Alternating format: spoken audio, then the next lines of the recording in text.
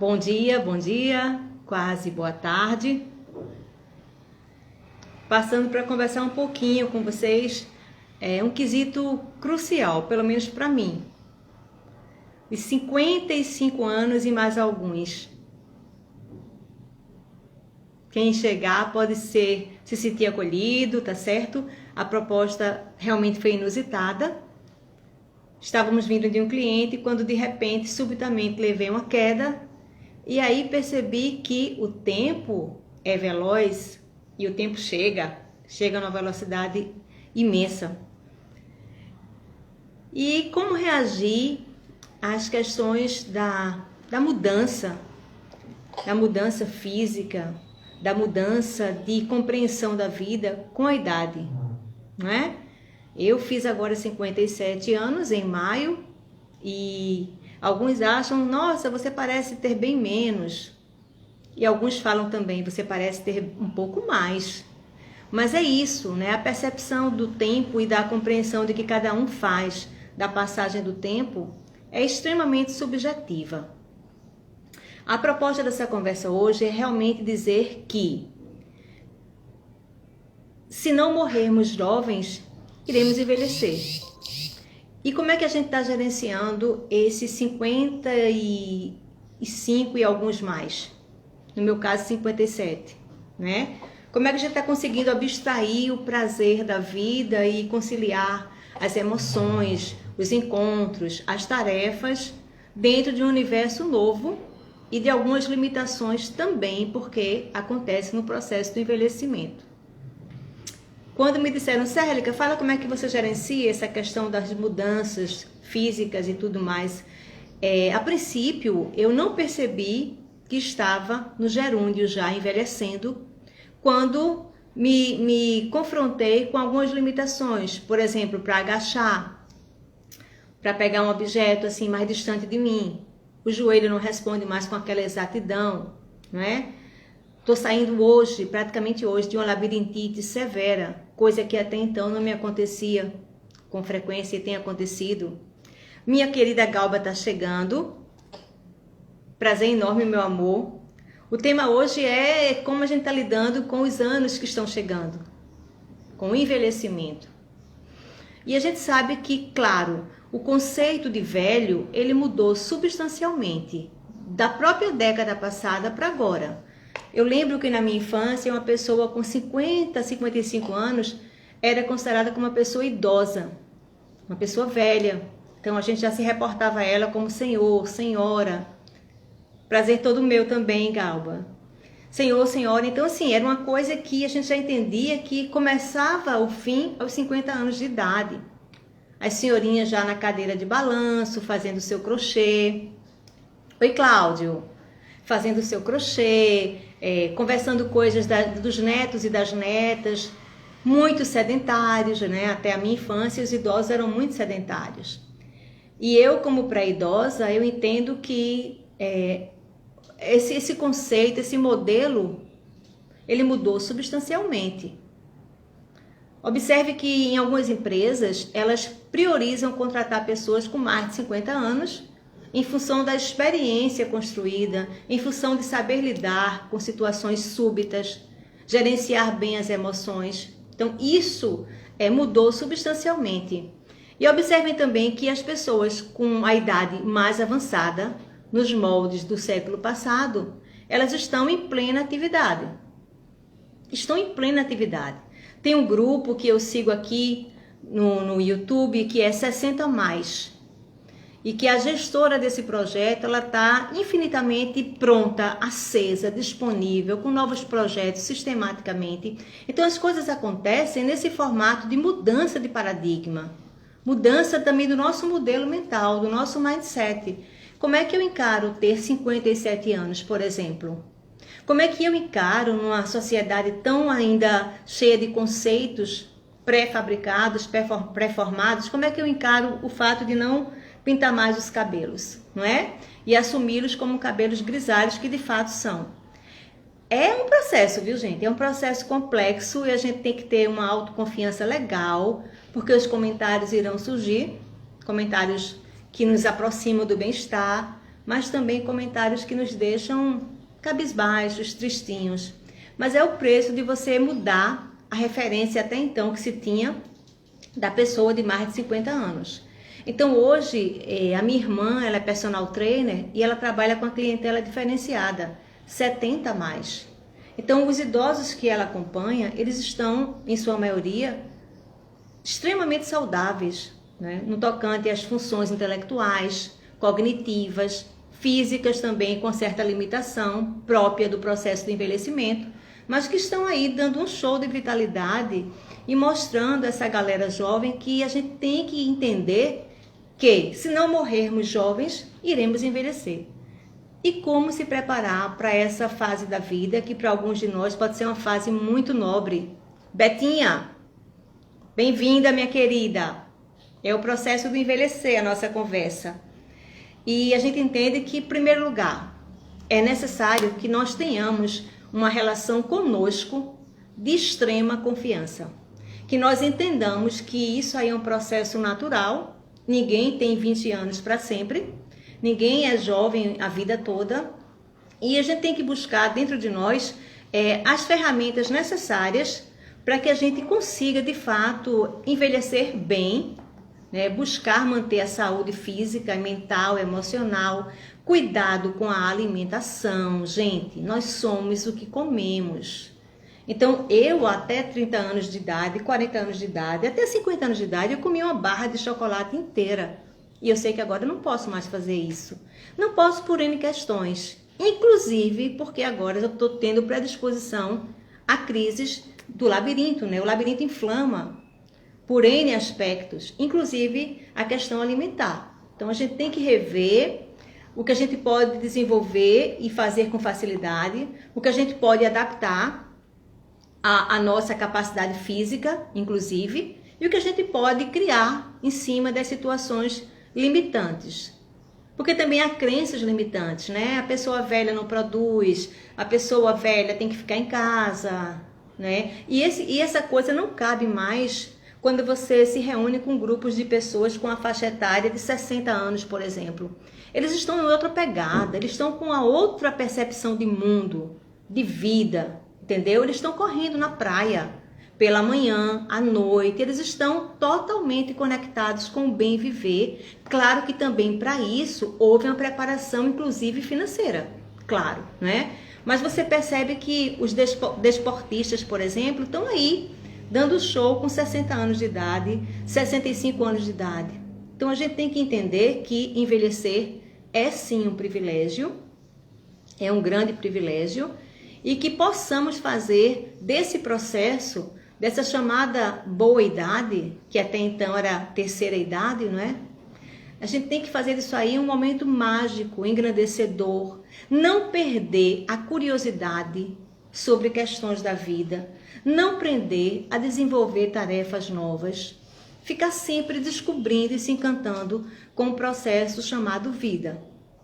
Porque, infelizmente, também se sabe que, proporcional à idade, quadros depressivos se instalam em pessoas nessa faixa etária e, geralmente, são situações muito pesadas, né? Uma depressão moderada e, algumas vezes, também severa. Então, a gente tem que ter cuidado com os nossos pensamentos, com a nossa alimentação, com a nossa relação intrapessoal, que é justamente a relação comigo mesma. Como é que eu me avalio? Como é que eu gosto de mim? Eu gosto de mim? Eu cuido de mim?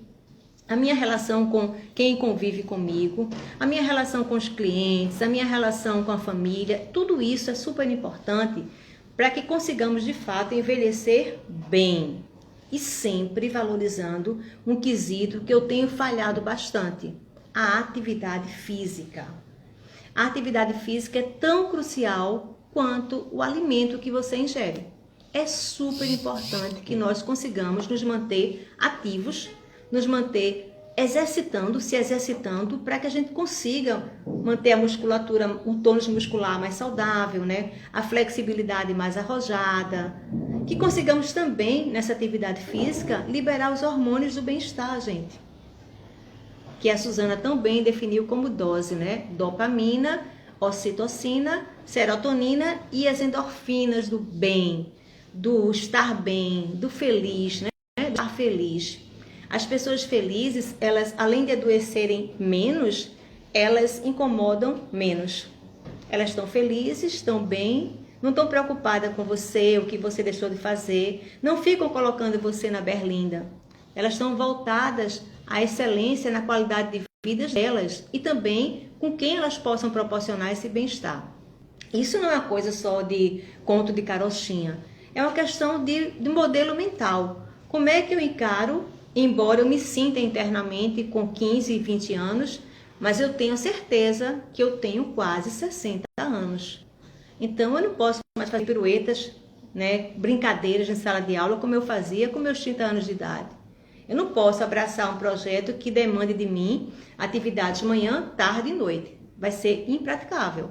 Eu tenho esse discernimento, eu tenho essa consciência e vou fazendo as coisas de acordo com a minha capacidade física. Mas, para surpresa de alguns, quando eu pego a engrenagem, quando eu entro em sala de aula, eu acho que eu abasteço tanto energeticamente, espiritualmente, que a imunidade lá acima, a energia também sobe substancialmente e eu vejo que eu estou na vibe da turma. E eu falo a linguagem deles também. Agora é um exercício diário que requer de nós essa reflexão. Como é que eu encaro o fato de estar em uma situação, né, de envelhecimento? E isso é uma questão subjetiva, mas que nos convida a uma reflexão sempre continuada, né? Hoje, amanhã e depois. Porque há pessoas na minha faixa etária com muito mais vigor, com muito mais disponibilidade intelectual, física, emocional, para abrir novos projetos, para abraçar novos projetos. Como também há pessoas na minha faixa etária que estão mais para o, sabe, para o encolhimento, para o distanciamento da vida, para a tristeza, para a melancolia. E isso tem a ver com a predisposição de todo o sistema endócrino da gente. Também fatores genéticos podem contribuir, não é? O que de fato é verdade é que se eu não consigo manter em mim acesa essa chama da vida, logicamente eu não vou poder contribuir no tocante a me compreender nessa situação que é uma situação real do envelhecimento. Então, por exemplo, o fato de você conseguir rir de você. Isso é um aspecto muito relevante, ainda mais na idade que a gente se encontra, no caso que eu me encontro, não é? 57 anos. Você conseguir rir de algumas coisas que acontecem na sua vida e que realmente são sugestivas de sorriso. Então você gargalha daquela situação, você ri bastante e até também denota uma certa maturidade para situações diferentes, adversas, que se alguém for rir de mim depois, ela está rindo com certo retardo, né? Com um certo atraso, porque eu já entendi que aquilo ali é motivo de riso e sem problemas, está tudo bem, está tudo bem. Eu, como trabalho com vários públicos, em várias faixas etárias, eu fico muito feliz quando eu vejo uma turma com 40 alunos, por exemplo, antes dessa situação toda de pandemia, eu tinha alunos de administração com 18, 19 anos. Bem-vinda, bem-vinda, meu amor. Você não chegou ainda nessa faixa etária, nem vai chegar nem tão cedo. 57 e alguns, quase 60. Eu tive turmas de administração com 40 alunos que tinham alunos de 18, 19 anos, 20, 25 anos, até 68 anos de idade.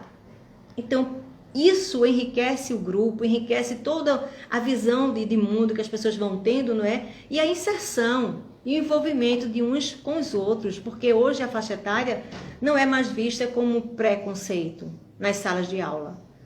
Há uma senhorinha que concluiu medicina em 2016 e ela iria fazer 85 anos de idade, salvo engano, no estado de São Paulo. Então, a gente tem que ver que tudo que era absoluto antes, conceitos engessados, pode se tornar agora obsoleto.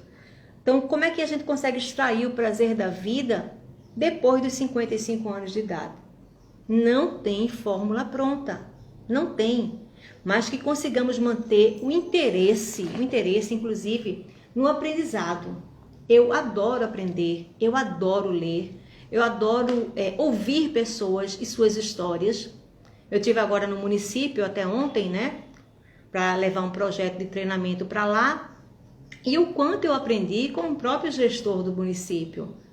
Ele deve ter quase 70 anos de idade, mas tem um vigor físico, tem uma imponência, tem uma assertividade que talvez os gestores mais jovens nem sequer consigam dar essa alavancada no município como ele faz com muita propriedade. Então, envelhecer é uma questão muito subjetiva, até porque há pessoas, não é? Aprender a envelhecer é ganhar asas para uma nova vida cheia de possibilidades. Exatamente assim. Bem-vinda, Márcia. Aprender a envelhecer, como bem definiu Galba, é ganhar asas para uma nova vida cheia de possibilidades. Mas é claro que é assim, gente. E a gente conseguir extrair o sumo, né? O sumo da vida. Isso aí para qualquer faixa etária. Porque existe entre nós pessoas de 20, 25 anos muito velhas. Como também existe entre nós pessoas de 60 anos, 65 anos de idade, até 70 anos, muito jovens, com pensamentos legais, com sentimentos legais, com emoções legais. Bom dia, quase boa tarde, Márcia. Então, o envelhecimento é uma situação extremamente subjetiva. Quando a gente se apropria que é uma condição real, né, eu estou com essa idade e que eu me assumo nessa idade, automaticamente vai ficar tudo menos difícil. Não é que seja mais fácil, mas se torna menos difícil. Quando você consegue entender que o seu tônus muscular, né, o seu aspecto físico, ele vai com a gravidade. Isso é um fenômeno natural, a gravidade puxa para baixo. Ela não tem peninha, ela vem e ela é cruel, né? Ela vai e leva toda a parte do nosso equilíbrio, ela vai, a gravidade vai levando para baixo. Então é normal que comece a surgir os chauzinhos no braço, aquela coisa toda, mas sem muita neurose, sem muita agonia, porque talvez o que mais doa no processo de envelhecimento é que a gente queira responder à demanda externa. Talvez o que mais doa no envelhecer é eu querer ser o que a mídia prega, eu querer responder ao conceito de uma jovem velha, né? de uma jovem senhora, nos moldes que o padrão da mídia prega. Aí possa ser que eu adoeça, possa ser que eu deprima, possa ser que eu não consiga até ter uma vida social ativa, porque a mídia quer pessoas muito viçosas, saudáveis, musculosas, e que também acontece na nossa faixa etária. Claro que acontece. Quando envelhecemos, aprendemos quais coisas podemos mudar e quais devemos apenas aceitar. Isso é sabedoria. Gratidão, Galba. Isso é maturidade. Quais coisas, né, que eu posso mudar em prol da minha qualidade de vida e quais coisas que eu não posso mudar e preciso aceitar e reconhecer que está tudo bem. Tá tudo bem, não é? Agora é um processo que demanda da gente muito autoconhecimento e que alguns de nós talvez não consigam entender essa questão do envelhecimento porque cristalizou a sua imagem. Quando eu tinha 25 anos, quando eu podia fazer isso e aquilo, quando eu dançava, né, e conseguia virar a noite na balada. A gente tem que mudar esse formato de conceito, porque a única certeza em nossas vidas, na minha, na de vocês, são as mudanças. Elas são a única certeza.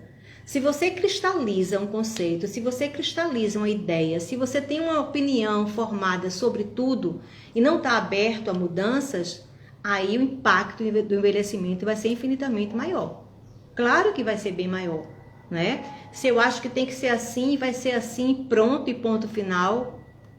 No envelhecimento de agora não tem ponto final. Na minha compreensão tem várias vírgulas, que são várias situações que vão mudando de acordo com a exigência, né, da vivência, com a demanda, com tudo que a gente consegue assim abstrair e absorver das informações internas, seriam eu comigo mesma, e das informações externas, nós com os outros. E saibamos que em qualquer faixa etária, os outros sempre vão querer muito de nós. Às vezes muito além do que nós conseguimos desenvolver. Como também eles próprios talvez nem consigam desenvolver.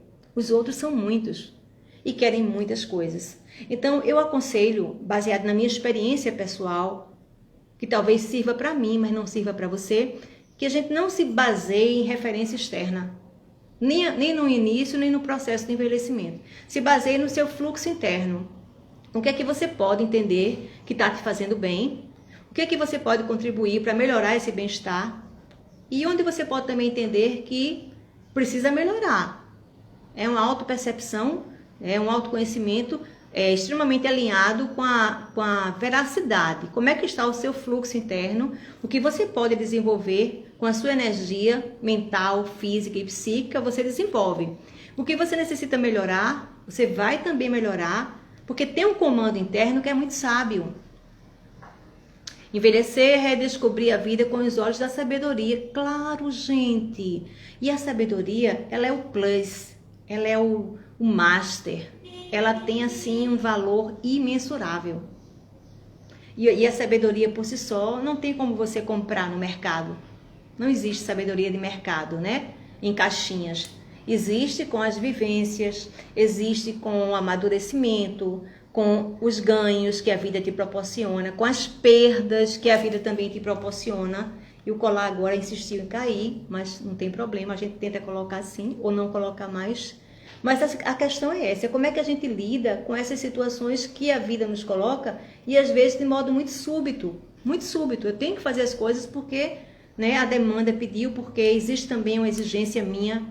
E acredito também que a autocobrança muito elevada, quando você se cobra demais, que você tem que ser assim, você tem que fazer assim, você não pode se dar o prazer de comer um doce, você não pode dar um prazer de, sabe, de exagerar um pouco mais no vinho, isso termina adoecendo a gente de uma outra forma. Se você própria coloca muitas limitações, vai ser um envelhecimento mais nevrálgico, mais dolorido. Mas se você entende que você está indo no seu fluxo, no seu ritmo e que está tudo bem, não é? Não posso mais subir degrau de escada de 2 em 2. Não posso, não dá mais. Mas posso de 1 em 1. Né? De repente, no degrau de um ônibus, de um objeto mais alto, preciso pedir ajuda, tá? E as coisas vão caminhando nesse formato de que se o autoconhecimento está alinhado com a sua percepção de você, quem é você, né? O que te faz bem, como é que você pode contribuir para seu bem-estar, aí tá tudo ótimo. Mas se você está vivendo um referencial externo, se você está desenvolvendo sua vida baseado nos comentários dos outros, né? Vou fazer isso porque isso aí fulana falou que faz bem. Vou fazer aquilo porque aquilo ali pode contribuir para mim. Não, a gente tem que trabalhar em cima da autorresponsabilidade. Ainda mais agora que a informação chega a todo momento, a todo instante, gente. Então, o que ontem era absoluto, hoje pode ser obsoleto. Não se pode comer mais de um ovo por dia, era máxima. Agora se deve comer 2 ovos por dia. Proteína pura, não é? Então, as verdades de qualquer segmento, né, inclusive dos alimentos, elas são mutáveis. O que hoje está certo pode não estar certo amanhã. A minha ideia é que a gente consiga refletir realmente se a gente está contribuindo aos que têm 55 anos e mais alguns, né, como no meu caso, se eu estou contribuindo, me permitindo envelhecer bem. Isso é talvez o caminho das pedras. Porque se eu me basear no que a mídia prega, se eu me basear nos fenômenos que estão aí compulsivamente ditos nas imagens e informações de qualquer tipo de veículo de comunicação, eu vou terminar minguando, adoecendo, né, ficando realmente chateada. Então, eu dentro do possível, claro, tenho minhas limitações, saí ontem de uma crise, estou saindo agora de uma crise de manhã, de labirintite severa, por questões também de ordem endócrina e também da sobrecarga que eu passei esses dias, mas tá tudo bem, tá tudo bem. A dinâmica aqui, Tânia Menezes, minha amiga e minha irmã, é sobre como é que a gente lida com o envelhecimento. Eu estava conversando com as meninas aqui agora que envelhecer é uma coisa natural, deve ser uma coisa natural, se a gente não morrer jovem, claro. Então, a gente tem que ver que é um processo natural do organismo, o envelhecimento. E que cada um de nós responde de uma forma. Claro que sim. Eu tenho amigas da minha idade com muito mais vigor, com muito mais vitalidade, com muito mais energia do que eu. Tenho e reconheço. Também tenho amigas da minha idade extremamente depressivas, melancólicas, sabe? cartela de remédios, cheia de remédios, uma bolsinha, né? Uma bagzinha cheia de remédios e só reclamando das dores. É um com dor de fato, né? Com dor na coluna, com dor no pé, com dor nos ombros. Então, assim, a gente vê que existem limitações que são naturais do processo do envelhecimento, mas que nada impede que consigamos buscar um plano A, um plano B, um plano C, para que diminuamos esse impacto mesmo do envelhecimento. As células envelhecem, como também se renovam, mas a partir dos 50 e poucos anos de idade, por exemplo, o pigmento de alguns cabelos, eles ficam substancialmente mais difíceis de você conseguir manter, no meu caso. Então eu disse, sabe de uma coisa? Eu vou parar de pintar os cabelos, porque tá me incomodando, tá me deixando extremamente chateada. Esse compromisso social, não é nem comigo, esse compromisso social de me apresentar sempre com os cabelos tingidos. Então eu me libertei das tintas, para mim foi uma libertação. Cada um reage de uma forma em todos os aspectos. Perfeito, Tânia. Né? Então, eu entendo que se alguém quer permanecer tingindo os cabelos, está tudo bem. Mas também se alguns de nós quer se apropriar dessa tonalidade, né? do branco, ou do, como é que a gente fala? Grisalho, né? Para algumas pessoas, também está tudo bem. O que a gente não pode é ficar criando o nosso referencial baseado no outro. A gente vai adoecer. Se eu achar que a forma de viver do outro é a forma que eu devo acompanhar, a forma de vestir do outro é a forma que eu devo vestir, a forma de desenvolver as tarefas é a forma que eu tenho que fazer, eu vou adoecer. Então a gente tem que criar essa referência interna, baseada nos meus limites, né, no que me dá prazer, no que me dá descontentamento, e filtrar, fazer uma filtragem legal para que a gente sinta ao final do dia que aquele dia valeu a pena, que aquela história que aconteceu foi uma história interessante e que vai conseguir de alguma forma contribuir para o nosso bem-estar psíquico. Olha, isso não é fácil, mas a gente tem que exercitar no formato HAD, hoje, amanhã e depois.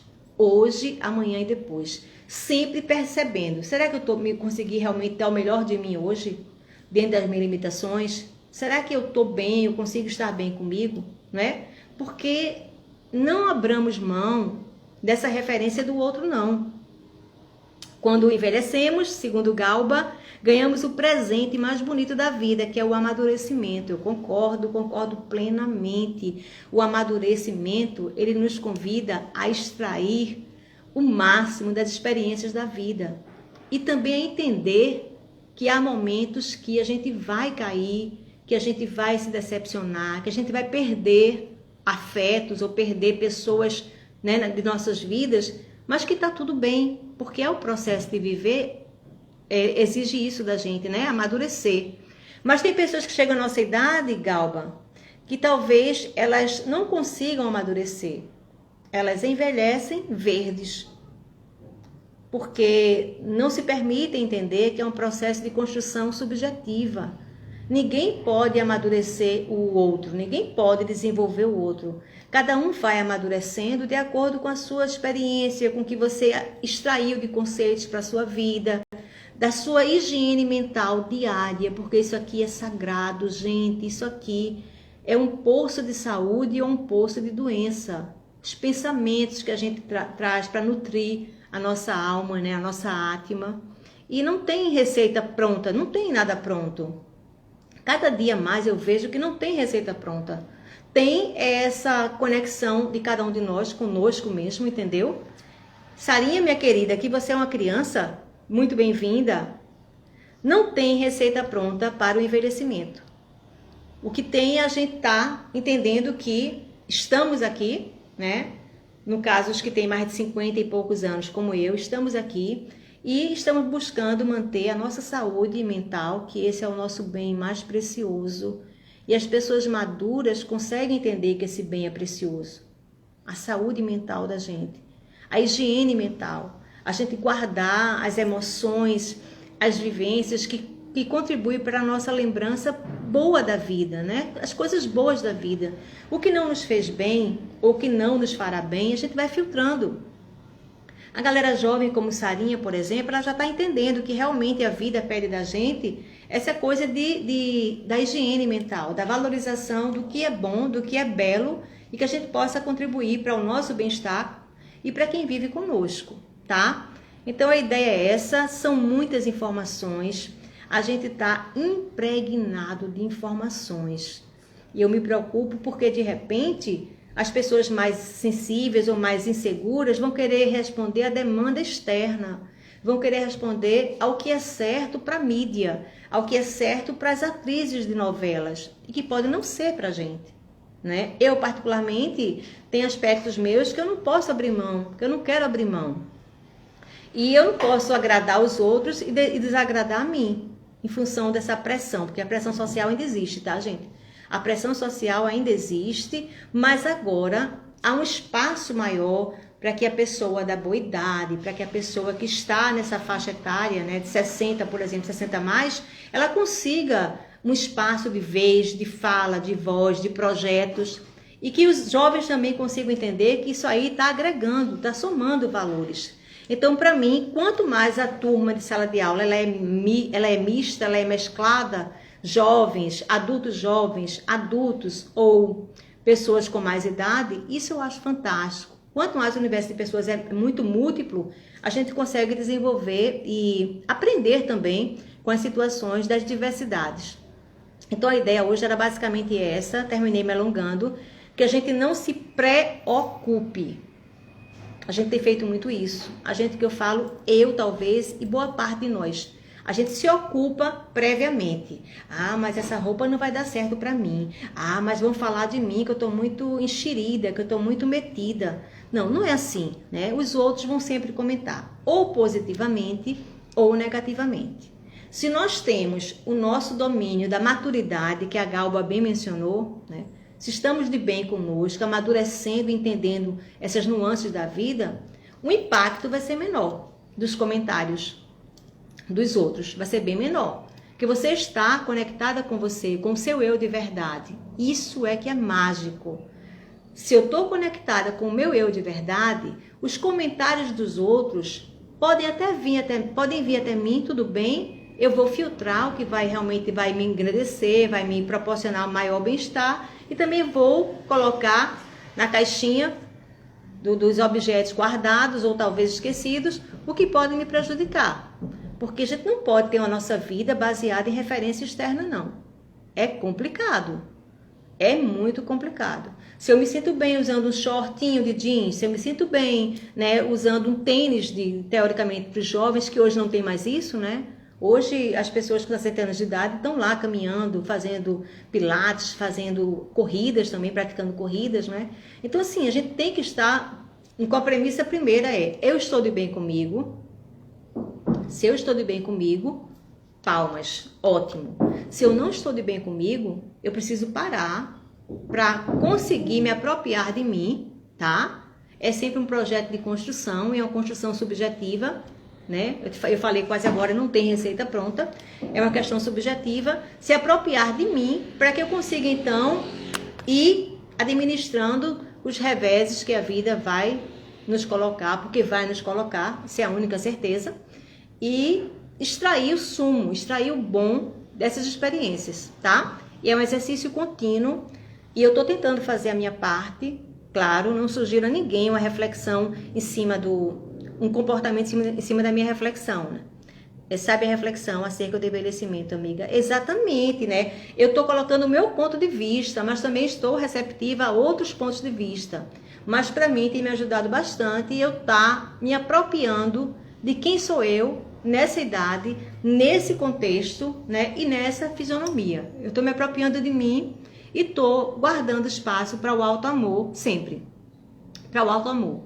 Porque aí, quando eu vejo muito assim, inclusive assim, nos aspectos de psicologia clínica, muitas pessoas abdicarem do auto-amor para primeiro amarem o outro. Isso é muito sério. Primeiro, meu marido é tudo para mim, ou então, minha esposa é minha razão de viver. Isso é muito sério. Porque, de repente, o marido está com a gente hoje, pode não estar amanhã. E aí? Né? Então, se você consegue desenvolver o auto-amor, você até tira uma piadinha com ele ou com ela, né? Você fala para ele, vai com Deus, o amor ainda está aqui, mas vai com Deus. E você segue porque você tem um referencial em você. A gente não pode permitir que o nosso referencial de vida seja o outro.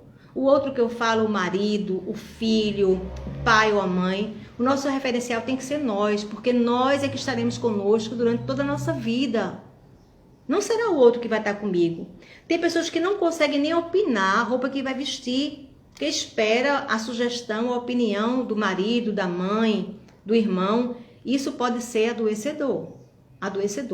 Não vamos delegar a nossa autonomia para ninguém. Independente de ser o filho, o marido, o pai, não vamos delegar. Cada um recebe, né, e enfrenta as coisas de forma diferente. Sim, porque as vivências são diferentes. O que eu peço aqui é que a gente não esqueça desse auto-amor, gente. A gente não pode abrir mão do nosso autodomínio em função de A, B, C ou D. Porque, de repente, pode vir uma decepção, pode vir uma pancada. E o amadurecimento nos traz isso, né? A gente sabe que a única companhia que vai estar comigo, até eu partir para outra dimensão, serei eu mesma. Então, cabe a mim cuidar dessa relação comigo. Não cabe ao Cláudio porque é marido, não cabe ao Igor porque é filho, não cabe à mãe. Cabe a mim essa conexão comigo. Porque aí, de repente, a compreensão deles pode não ser a minha. E vai começar a gerar um transtorno, né, interpessoal, um desgaste emocional desnecessário. Quando você se apropria de si, você começa a ser vista de outra forma, porque você responde sobre você. Você não é aquela que depende da resposta do outro, entendeu? E isso a maturidade, né, Galba, traz pra gente com muita propriedade. A maturidade é show. Isso aí é um ganho que, né, é maravilhoso. Então, que pensemos sobre o envelhecimento, que é um processo natural, que não façamos um bicho de 7 cabeças o fato de estar envelhecendo, tá? Porque estamos vivos, somos privilegiados, estamos com saúde, estamos nos relacionando, estamos usando também técnicas mais arrojadas de comunicação, como essas técnicas que a modernidade tem nos oferecido, né? Inclusive agora nesses momentos mais difíceis. E vamos exercitar o auto-amor. Isso aí, por favor, é uma regrinha que eu acho que é básica, tá? Eu acho que serve para mim, para vocês, o auto-amor. Hoje, amanhã e depois. E vai ficar tudo bonito, tudo maravilhoso, tudo colorido e etc e tal. Era esse o recado para hoje, tá? Carpe diem, aproveite a tarde, aproveite um dia, carpe noctem, também aproveitem a noite e agradeçam, porque vocês estão aqui, eu também estou aqui, dentro do possível, claro, me sentindo bem. E é até bom que eu emagreci esses dias, mas não pelos outros. Emagreci porque passei por um processo mais grave de labirintite, perdi o apetite e tudo mais. Mas que bom que eu emagreci, que alguns falam assim, poxa, Cérlica, que legal, hein? Tá numa dieta firme, né? Que bom, parabéns. Mas não sabem os bastidores da notícia, não é? Não sabem os bastidores da notícia, né? De repente você emagreceu por uma doença emocional severa ou por um desconforto digestivo severo e a gente vai trabalhar essas questões. O certo é envelhecer com saúde, envelhecer dando risadas, envelhecer sabendo que vocês têm, como eu tenho, um ciclo de amigos de muitos anos e de amigos novos também, no meu contato interpessoal, que eu posso ligar a qualquer hora, que essa pessoa vai me atender, vai me ouvir, vai me acolher. Isso aí é que é maravilhoso na vida. É a gente criar laços, a gente criar teias, né, conexões, laços e saber que não são amizades só de passagem, né? Eu sei que minha priminha jovem, se eu ligar, ela pode me ajudar. Sei que Galba também, a minha amiga de pouquíssimo tempo em relação ao tempo de ordem do tempo mesmo passado, mas o tempo de experiência vivida entre mim e ela é gigante. Eu sei que eu posso contar com ela, com a Tânia também. Eu conto sempre com a Tânia, minha amiga desde que nós tínhamos 18, 19, 20 anos de faculdade. Então, quem é que você pode contar para você de vez em quando pedir o colo? Porque também precisamos de colo. Ninguém está 100% bem o tempo todo. Quem é que você pode abrir o seu coração, contar as suas experiências, as suas angústias? Quem é que você pode desnudar a alma, a sua alma? É isso que é o barato da vida.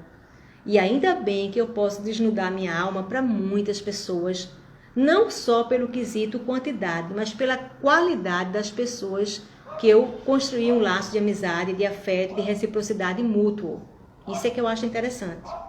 E vamos embora, porque a vida nos pede velocidade, mas com assertividade. A gente pode até endurecer, tudo bem, mas não perder a ternura, tá? O propósito seria esse. Então, eu tenho 57 anos, estou com 57 anos de idade, há alguns meses, e estou achando essa idade maravilhosa. Apesar de algumas vezes encontrar algumas pedras no caminho, mas que eu entendo que aquela pedra, ela tinha uma razão de estar naquele meu caminho. Então, eu vou lá, pego a pedrinha, guardo no meu saquinho dos acontecimentos e vou usá-la no segundo momento para construir o meu castelo. Vamos embora então, gente, nem sempre ganhando, nem sempre perdendo, mas vivendo e aprendendo a jogar. Gratidão pela participação, Galba, Sarinha, que nos deu um presente, uma princesinha linda, seu segundo filho, né, sua princesa. Tânia Menezes, que é minha amiga e irmã. Cláudio, maridão. E vamos refletir de que não tem receita pronta. Se você está de bem com você, se você fez o melhor que você pôde por você, se você não está se autocobrando demais, se você não está com referência do seu comportamento, da sua vivência externa a você, você tem a propriedade sobre você, tá tudo bem, tá tudo legal. Viu? Vamos seguindo, gente, nos apropriando de nós, porque nós somos os nossos companheiros até o final da jornada por aqui. Gratidão. Gratidão, gratidão. Um beijo em cada um e vamos seguindo, porque a vida é mágica e é um filminho que não tem replay. O agora é chamado de presente, porque é um presente. O que passou, passou.